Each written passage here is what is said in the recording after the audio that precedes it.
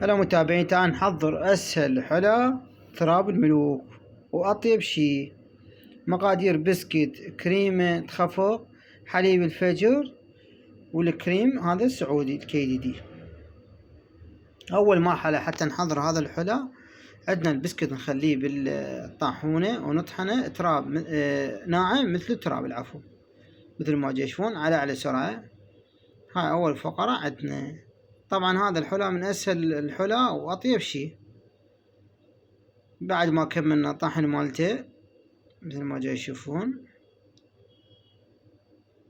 راح نيجي على المرحلة الثانية. شوف شلون مثل التراب متابعيني. راح نيجي على المرحلة الثانية، نجيب كريمة الخفق نخفقها لمدة 6 دقائق. إذا كان عندكم خلاط كهربائي وخفاقة مثل هاي الكهربائية، أنا استخدم الخفاقة هاي الكهربائية. طبعا سرعت الفيديو حتى لا يصير طويل.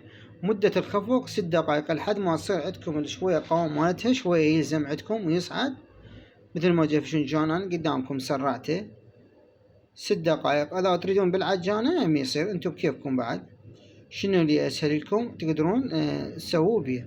طبعا بعد ما اكمل خفق 6 دقائق مالتي هذا المضرب الكهربائي، راح اضيف حليب الفجر وراح اضيف القشطة عليه، واظل الابس به لحد ما مثل ما تشوفون متابعيني شلون ثخنت عندي الكريمة.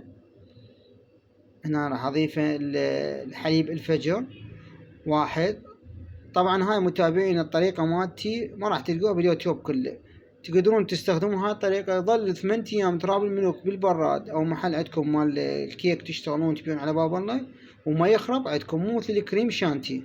طبعا هو يصير بالكريم شانتي العفو، بس يومين يخرب عندكم. 3 ايام دوز بالزايد يضرب عندكم. هاي الطريقة ما يضرب. هاي كريمة السائلة لان حيوانية، شلون موادها يعني دهنية، يصير اكو نباتي واكو دهني. مثل ما جاي تشوفون خليت الحليب الفجر والقشطة سوية. تريدون تستخدمون الكيس الحلواني او مثل اللي جاي استخدمه هاني دولكي او سراحية، ايش تسموها سموها انتو. وهذا البسكت عندي، وهاي العلبة. اي علبة تستخدموها تريدون تستخدموها عادي. بالنسبة لي انا علبة هاي حجم كبير، عندي محل مثل ما تعرفون هاني ابيع القطعة ب1500 مثل ما جاي تشوفون. طبعا هاي الكمية علب كبار تطلع عندي يعني عدد زين لا بأس به، وبيع القطعة ب1500 يصرف لي خير من الله. يعني المواد ما تكلفني هواي. يعني العلب تقريبا 1000 دينار. وعندي الهلالة طبعا 5000، هاي 6. وعندي القشطة